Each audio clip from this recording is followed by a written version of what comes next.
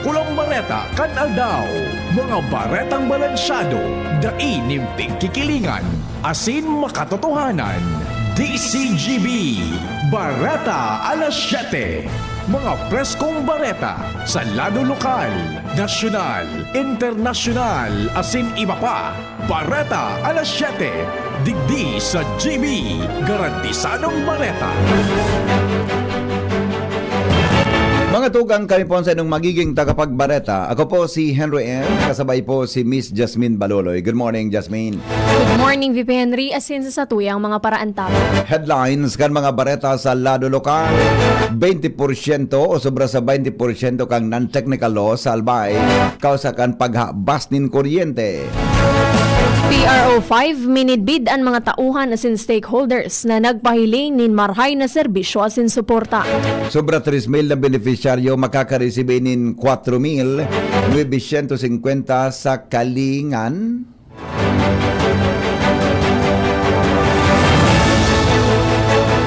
O sa kalinigan para sa ligtas na Ligaspi 2026 sa lindong kang tupad program kang dole. PhilHealth na ikaipuhan maghalat o magbayad na ni nagkapirang bulan bago magamit ang benepisyo. Sa lado nasyonal, Senado, pag-ialalan man ang pagkondukta nin pagdangog kada Sabado. Salary increase sa mga empleyado kan gobyerno piga-adala na. Prosecution day panapatanyog sa pigsasabing PBBM Sara closed door meeting. COMELEC nakatutok kasi nakamonitor sa insidente ni pananambang sa sarong opisyal sa BARM. Sa ibang nasyon, South Korea, handang makipaghuron sa North Korea para matapos na ang kariribukan. Baretang Sports, Gilas Pilipinas Women masabak sa FIBA Olympic Pre-Qualifying Tournament. Detalyes mga tugang kan mga bareta sa lado lokal, sobra po sa 20% kang non-technical laws sa albay, kausa kan panghabasin kuryente. Sigon kay Bicol Party List Representative Alfredo Garbin Jr. Kilompirmar ini ni Aleco Acting General Manager Engineer Wilfredo Boksit sa iya anasabing informasyon pigatarabangan ini na mabayadan kan mga konsumidores kon kaya dakulang kagabatan ini lalo na sa mga pamilyang dainin kapasidad na magbayad. Nanawa nangapudan man si Garbin sa mga nag-aabasin kuryente o nagja-jumper na punduhuna ang illegal na gibo dahil makapikto ini sa mga electric cooperative asin sa mga konsumidores na regular na nagbabayad kan sa indang kuryente. Katakod kay ni siniguro kan opisyal nagpapadagos sa masunod na regulatory bodies asin ang Kongreso sa pagmukna ni ley para mahali ang system laws lalo na ang non-technical. Mientras tanto na nangapudan man si Garbin sa publiko may kinaraman digdi. 10.5% man sana ang pwede i-charge si pass-through sa satuyang ang mga konsumidor sa lagadakulang tagabata nun. Kaya tabi man kung may nagdadangog so nagkaturood dyan basta sa nakikuryente atid-atidon patabi ang satuyang gibo. Ini nagpapabagsak sa satuyang kooperatiba asin so sa indong maraot na gibo pinagsusuprir ini kambilog na konsumidores ng Aleco. Ang baretang inihatod sa Indokan. Optin Lutein Capsule. Alagaan ang paningin sa tulong ng Optin. Kita-kita ang kalusugan ng mata. Dai kaipuhan maghalat o magbayad na ni nagkapirang bulan o bilang kan bulan bago magamit ang benepisyo sa PhilHealth. Sigon kay PhilHealth Bicol Information Officer Ray Victor Mangampo, sa paay kan immediate eligibility kan ahensya sa irarom kan Universal Healthcare Law, nangangahulugang ang kada Pilipino tulos na makakagamit kan mga benepisyong pangsalud sa mga akreditadong ospital maski pasinda may nalampasan na hulog, dainin hulog o bako aktibong nagbabayad kan kontribusyon. Sinabi ni Mangampo na katuyuhan kay ni na masigurong dainin Pilipino ang dai matatawanin serbisyo kan PhilHealth. Kung dai parehistrado mantang nasa ospital, pwede ining ayuson sa paay kan PhilHealth personnel o portal sa laog kan pasilidad. Para sa hassle-free na paggamit ng benepisyo, ang miyembro po ay dapat na rehistrado na sa PhilHealth o mayroong PhilHealth Identification Number, yung tinatawag po nating PIN. Ang mga accredited po na facilities ay mayroong portal po na kung saan ay maaaring ma-check ang eligibility eligibility ng pasyente. Ang baretang ini hatod sa Indocan Mega One. Ang Mega One ay may 21 sangkap para matulungan ka sa iba't ibang karamdaman tulad ng diabetes, high blood, stroke, arthritis, kidney failure, cancer, viruses, at iba pa. Tumawag kay Doc Joey Bitito sa 0998-975-8121 or 0917-853-8933.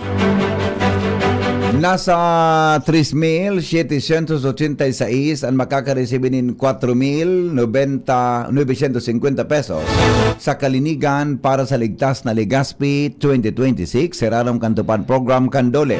Sigon kay Dole Secretary Francis Tolentino, nasa laog din 10 aldaw, magkakaiguan mga beneficiaryo sa Legazpi City nindiklaging sa kanal as in drainage, minor repair and maintenance of school facilities, community garden maintenance, dengue prevention as in community sanitation, as in maintenance kan tourism sites, iniparte kan emergency employment assistance sa disadvantaged workers kung sain kada beneficiaryo makareswikan sa indang kantidad kasabay kon 4,550 na wages, PPE as in GSIS Group Personal Accident Insurance. Pinanginutan man ni Dole and Secretary Tolentino ang tupad program orientation kasudma para sa beneficiaryo kan nasabing programa. Sa katakod na bareta, pinanginota ni Secretary Francis Tolentino ang orientasyon kan 3,786 na tupad beneficiaries sa Legazpi City na makikinabang sa 10 aldaw na emergency employment sa irarom kan kalinigan para sa ligtas na Legazpi 2026. Tinawanin doon ni Secretary Tolentino na ang tupad bako sa nang tabang pangkabuhayan kundi partiman kan bayanihan asin malasakit sa kapwa asin komunidad. Sa kantidad na 18.74 milyon pesos, makakaresbihan kada benepisyaryo nin 4,550 pesos na sweldo kaibahan ang PPE as in group accident insurance, mantang nagdatabang sa paglinig as in pagmantiner kan mga eskwelahan, drainage, komunidad, as in iba pang pampublikong lugar.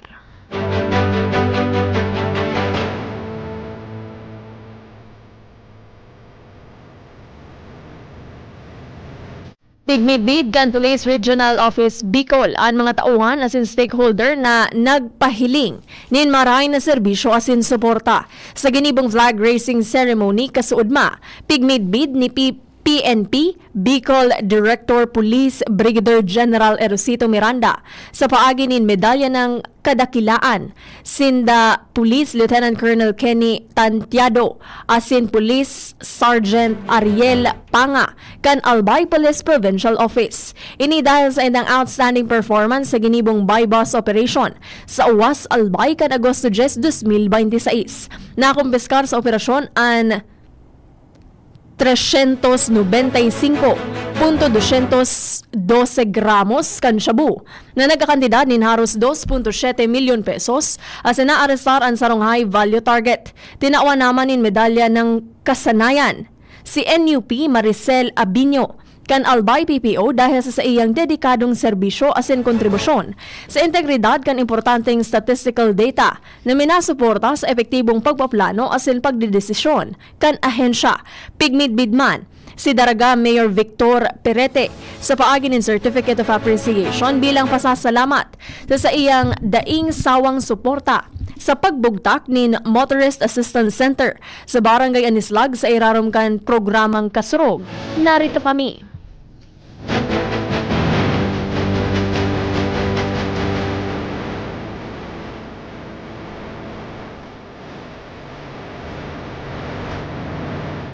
Formal nang ipigdesignar ni Cipriano Ante bilang kainot-inoting parish priest sa newly elected parish kan San Pedro Kalungsod, Barangay Baskaran, Daraga Albay, Kasuudma. Kasabay kan selebrasyon kan kapistahan, pinanginotan ni Obispo Bong Bailon ang Eucharistic celebration as in rite of canonical erection. Ipigtiwala ni Obispo Bailon kay Father Ante ang pastoral leadership sa newly established parish na marisibi sa 9 na barangay kan Banwaan kan Daraga. Kasabay sa mga barangay na sakop kan Parokyo An Alubo, Baskaran, Burgos, Gapo, Inarado, Kinawitan, Mabini, Tabon-Tabon, asin Talahib. Yan mga tugang sa detalyes kan mga bareta niya to sa lado nasyonal, pigadalan po kan Senado ang pagkondukta nin pagdangog kada Sabado kapag nagpapadagos ang suspension sa laog dahil sa sigidang pagbagsak nin makusog na oran dahil sa habagat. Sigon kay Senate President Win Gatchalian, worst comes to worst, posibleng magtalaan sindanin pagdangog sa Sabado kung kakaipuhanan, partikular sa mga budget hearing. Sinabi ni Gatchalian na inian mahiling nindang paagi para makabawi sa aldaw na sinuspender ang laog sa gobyerno. Pagabot man sa impeachment trial, bako pa man apektado ang schedule dahil sa rong aldaw sa naining napindyente kan magkansilar sa laog ka nakaaging simana dahil naman sa bagyo asin habagat. Siring man pig-monitor ninda kung kinakaipuhanin mas hababang oras o dagdag na aldaw para maparikas ang trial kay Vice President Sara Duterte. Kaso hapon, atab na tinapos ang impeachment trial asin sesyon sa plenaryo para makauli ang mga empleyado dahil man sa makusog na pag-uuran puon kasod mang aga. Padagos pa man giraray ang prosecution team sa pagpapanimbag kan Vice Presidente o kay Vice Presidente Sara Duterte sa taho kan uring-uding na naghagad ini nin closed door meeting kay Presidente Ferdinand Bongbong Marcos Jr. Ini ang siniguro ni prosecution team spokesman Robert Ace Barbers. Kasabay kan pahayag na wala sindang ideya sa nasabing report mantang pigkonfirmar man ni prosecutor asin San Juan Representative Isabel Maria Zamora na nabasa niya ang bagay na ini sa social media. Base sa mga report, gusto aligado ni Duterte na magkaigwaning closed-door meeting kay Marcos para tugutan ining mag-resign asin pabayaan siyang kumandidato sa 2028 presidential election. Siring man, totoo man o bako ang nasabing report, sinabi ni Barbers na padagos pa man giraray ang prosecution team na papanimbagon ang Vice Presidente. Ginibo kan kongresista ang pahayag dahil dakol ang nahadit na posibleng an katrukis iyo an mapondo an impeachment trial kontra sa Vice Presidente. Nakapalaman sa prayer kan Article of Impeachment na tanggalon si Duterte bilang Vice Presidente asin patawan in perpetual disqualification from public office. Oras Pilipinas.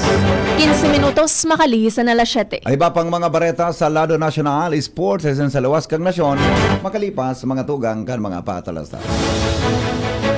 At ngayon, ang pinakabago, ang pinaka-epektibong food supplement na mabusising ginawa sa Amerika at matapos ang 3 taon, aprobado na ng FDA. Mega One, ang evolusyonaryong produkto na nagtataglay ng 21 natural na mga komposisyon na nakatutulong upang palakasin ang immune system at ang ating kalusugan. Para sa karagdagang impormasyon, maaaring pumunta kay Doc Joey Bitito sa Barangay 18, Cabangan West, Legazpi City, kaharap lang ng Bangko Sentral ng Pilipinas. O tumawag sa 0998-975-8121 or 0917-853-8933 para sa free consultation sa natural medicine. bisitahin din ang aming Facebook pages, Mega One-Superfood at NHC Bayanihan Official. Mega One, evolusyon para sa kalusugan.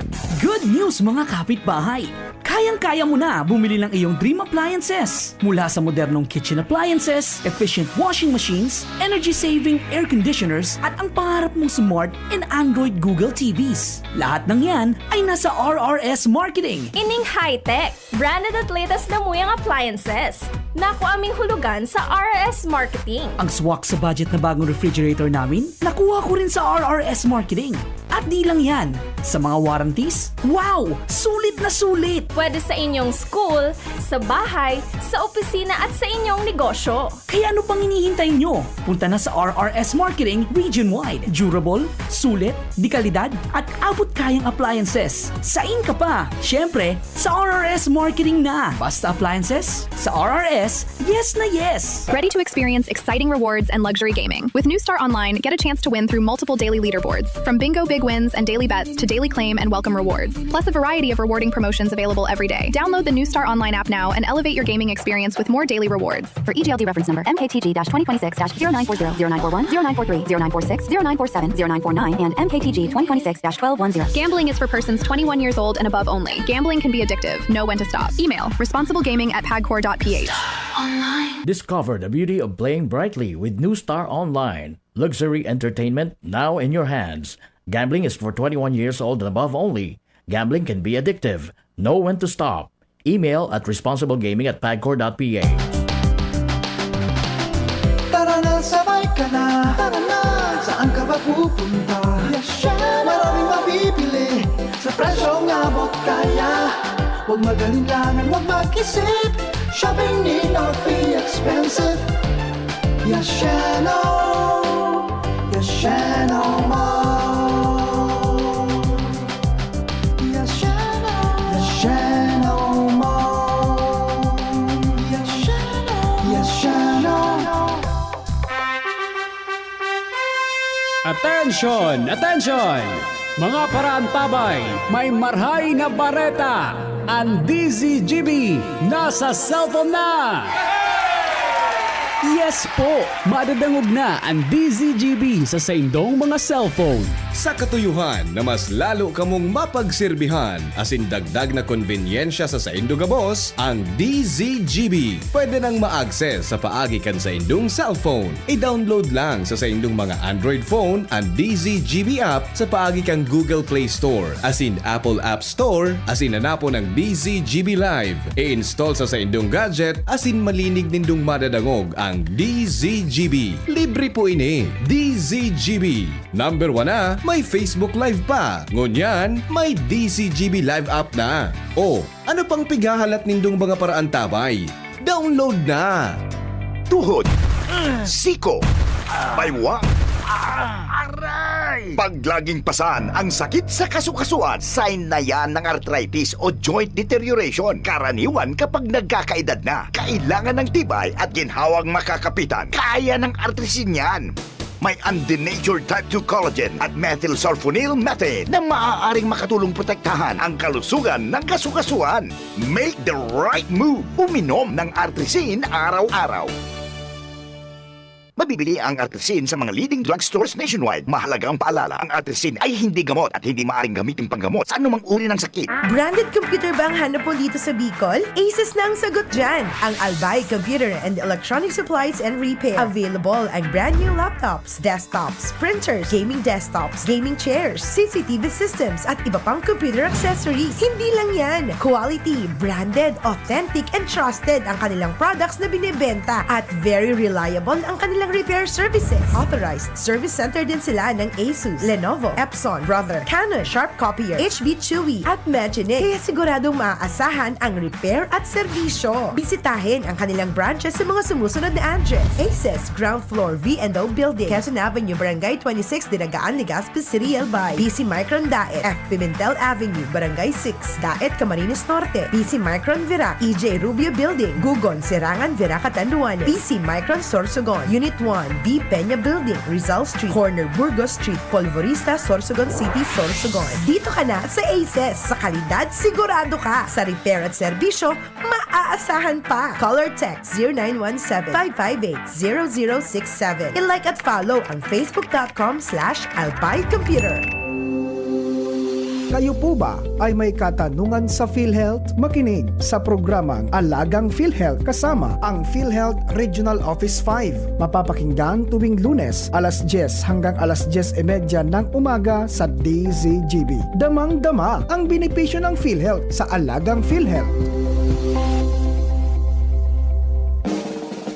May iba't ibang karamdaman ka ba gaya ng high blood pressure, diabetes, sakit sa puso, sa kidney, sa atay, may myoma, na stroke, may gallstones, cancer at marami pang iba? Ang Amazing 4 ng Miracle Health Corporation ang subukan mo. Makakatulong dahil mula ito sa epektibong Amazing Trio at mas lalo pang pinalakas dahil sa Mega 1 na mayroong 21 sangkap. Subok ng nagpapalakas ng immune system at marami na ang mga natulungan na mayroong iba't ibang karamdaman. Huwag nang patagalin pa.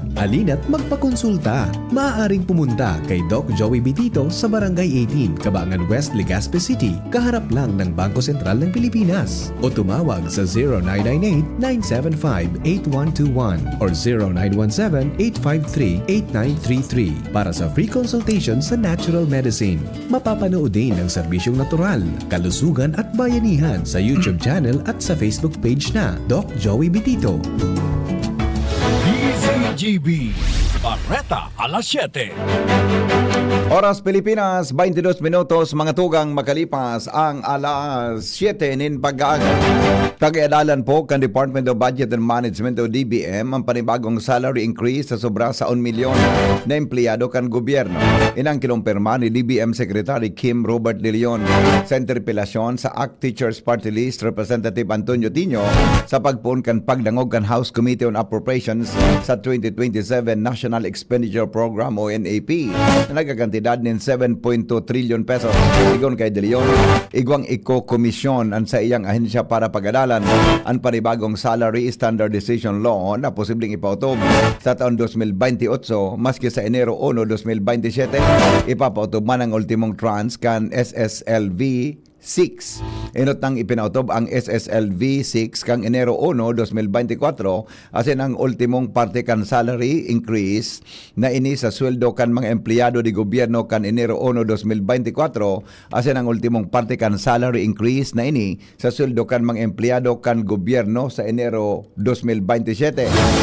Pigalalan man kan DBM ang pagitaas kan pera o personal economic relief allowance na 2,000 sa kada bulan sa kada empleyado kan gobyerno. Plano pa ang Commission on Elections sa COMELEC na ipairarom sa saindang kontrol ang dato o din sinsuwat Maguindanao del Norte ngunya na election period.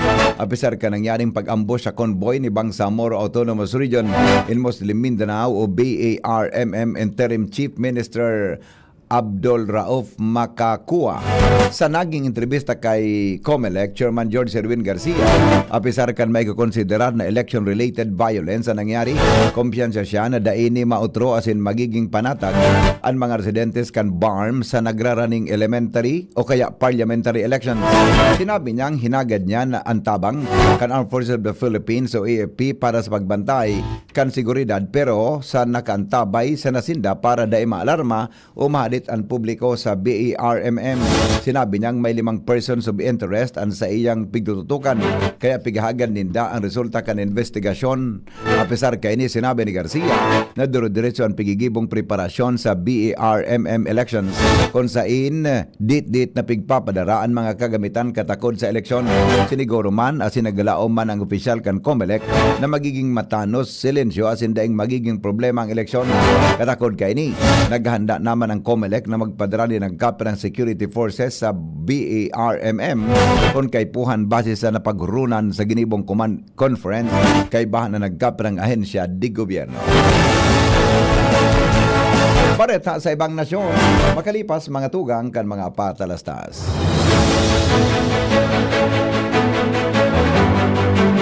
Ituloy-tuloy niya to, ipagpadagos niya to mga tugang at mga bareta sa ibang nasyon. Handang makipaghuron ang South Korea sa North Korea para matapos na aniwal kanuwang nasyon. Sigon sa South Korean President Lee Jae-myung na importanteng magkaigwanin multi-layered security system para maiwasan ang pagdala kang kariribukan sa pagultanan kanduwang nasyon. Sa nasabing paghuron, mababawasan ang tensyon sa Demilitarized Zone o DMZ. Nag-opiser man ang South Korean President in practical na sistema kung paano mapugulan ang nuclear ambition ka North Korea. Nagapadagos man giraray ang pigigibong ballistic missile test. Ka North Korea na ikinadit kan South Korea magin ang kataning na nasyon arog kan Japan. Ang kariribukan entre kan North as in South Korea parametras na napundo poon kan mapirmahan ang army ties sa taon 2000 kan taon 1953 na dai nagpirma ang duwang nasyon in peace treaty kaya mantinidong nasa giyera ang duwa pon pagka ito nagkaigwaman intensyon asin labanan sa DMZ kaya itong nagkapirang dekada kung saan parehong inakusaran kalambang saro nin pagpuonin kariribukan nagkaigwaman nin tensyon ini kan nakaaging mga dekada.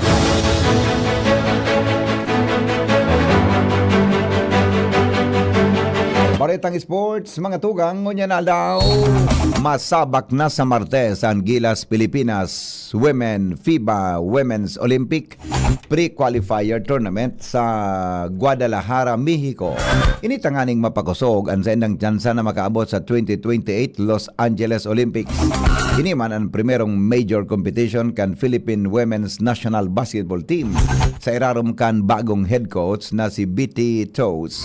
Mantang nasa Group B ang Pilipinas kaiba ng world number 7 na Canada o number 22 na Senegal as in host country kay ni na Mexico na nasa number 31 sa world ranking. Nasa grupo man ang Brazil, New Zealand, Argentina as in South Sudan. Agosto 18 alas 10:30 nin aga ang laban kan Pilipinas kontra sa Mexico. Masakat sa masunod na round, top 2 teams hali sa kada grupo. Mantangan overall champion kan torneo magakuanin pwesto sa Olympic qualifiers.